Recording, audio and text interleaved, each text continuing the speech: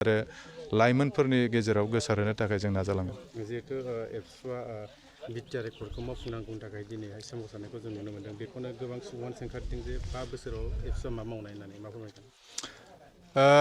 दुलाराय बर' फरायसा आफाद आरो एनडिएफबि आरो इउबिबिआव जथायै जि मोनसे सागान होनाय 2020 मायथाइनि 27 जानुवारियाव बिटिआर एकर्ड, बे एकर्डखौ मावफुंनांगौनि थाखाय जोंहा बिख'नांगौआ मिरु सरकार आरो आसाम सरकारजों, आरो बेवहाय जि मोनगोन जोंनि ओनसोलनि थाखाय, जोंनि माहारिनि थाखाय जौगानायनि थाखाय आरो जोंनि राजखान्थि मोनथायनि थाखाय आरो बेहाय जिखिनि पावार एन्ड फांसन बे बारायनायनि थाखाय, दा बेखौ जोंजों सोंखारायलायनायनि अनगायै आंनि बायदिब्ला जों बेखौ मददसो होलायनांगौ। मानो होनबा बिएससिनि उनाव बिटिसिखौ जों मदद होदों आरो बिटिसिआबो जोंनि थाखाय मोनसे सिक्सिडुलजों लोगोसे बायदि बिथिङाव जोङो राजखान्थि मोनथायखौ मोननो हादों आरो माखासे पावार एन्ड फांसनखौ मोननो हादों। बेहायबो बे खमायनाय नङा। बिटिआर एकर्डआव जिखिनि दफाखौ मावफुंगोन बे बारायनाय जागोन। बिएससिआ बे माने बिएससिनिख्रुइ बांसिन बिटिसिआ जादों आरो बिटिसिनिख्रुइ बांसिन बिटिआरआ जाखागोन। दा बेबायदियाव दिनै पार्लियामेन्टआव मोनसे सेसन जागोन आरो खोथा बायदियै माने नैबे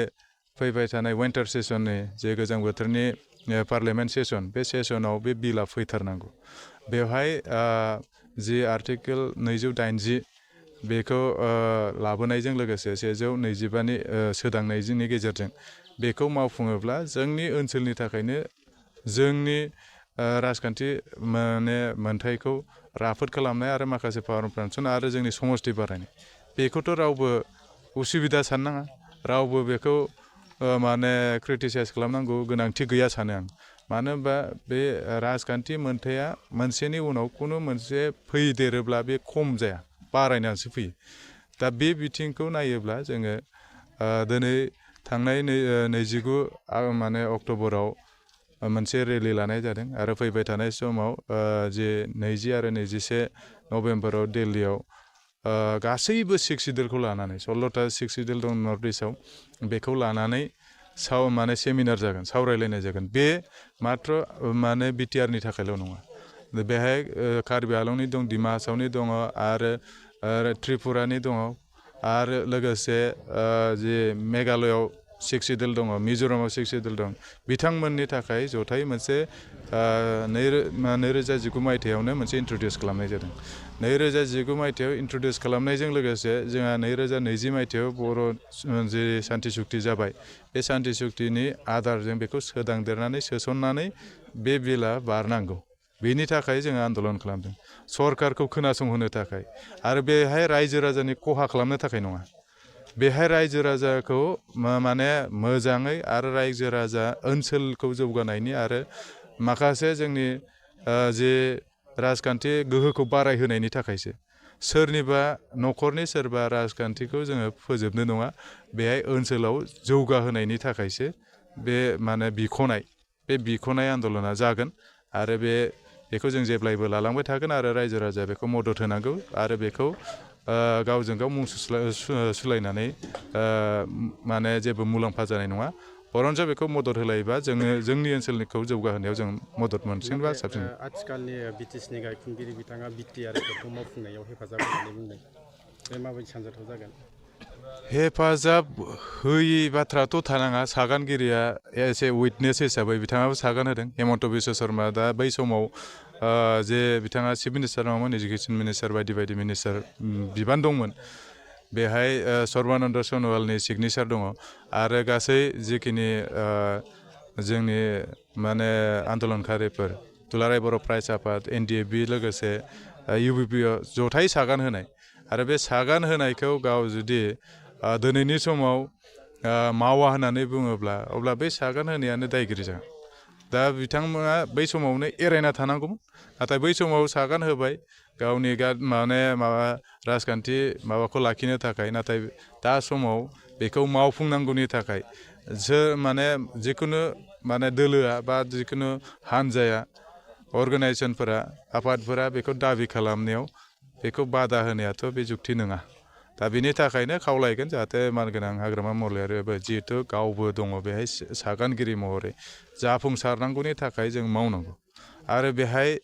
जोंनि रायजो राजानिथ' जेबो खहा गैया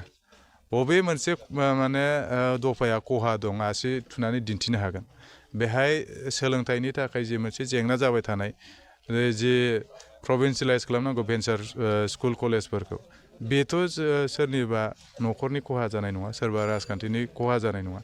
दा बे जोंनि ओनसोलनि जौगानायनि जागोन बेहाय समस्ति बारायगोन दा जिहेतु 40 जादों 50टा जे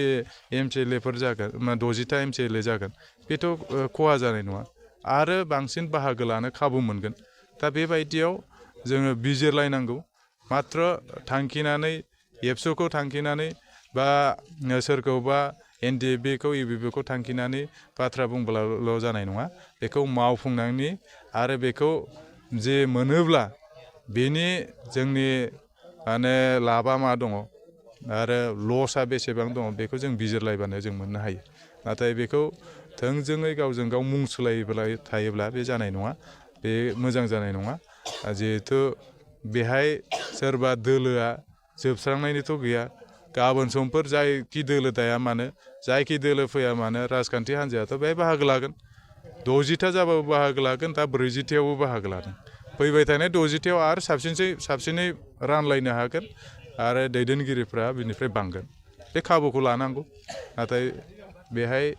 माने मुं सोलायनायनि जेबो गोनांथि गैया बेखौ आं सानो गोजोनथों नोंथांमोना गोब्राब नाजासेयावबो जेरावबो जाफुंसारनो हायाखै नामा जानांदों नामा गुबुन गुबुन रोखोमनि जेंनाजों मोगा-मोगि जुदि जेरावबो जाफुंसाराखैब्ला आरो बायदि जेंनाजों मोगा-मोगि जानांदों अब्ला बेफोरनिफ्राय जेंना बोस्रांनायनि राहाखौ लादो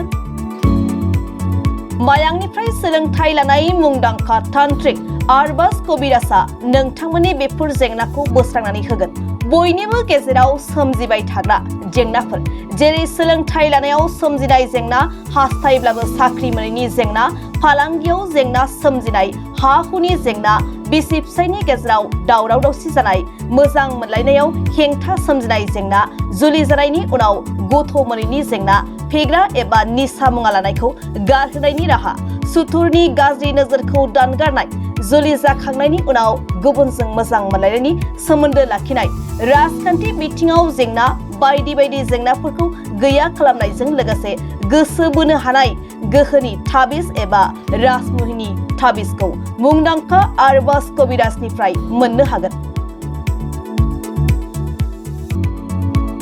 अब्ला मानोथो गोबाव खालामनो नोंथांनि जेंनाखौ गैया खालामनो थाखाय 7908887945 मबाइल नम्बराव फोनांजाब खालामदो आरो आरबाज कबिराजनिफ्राय सुबुरुन लादो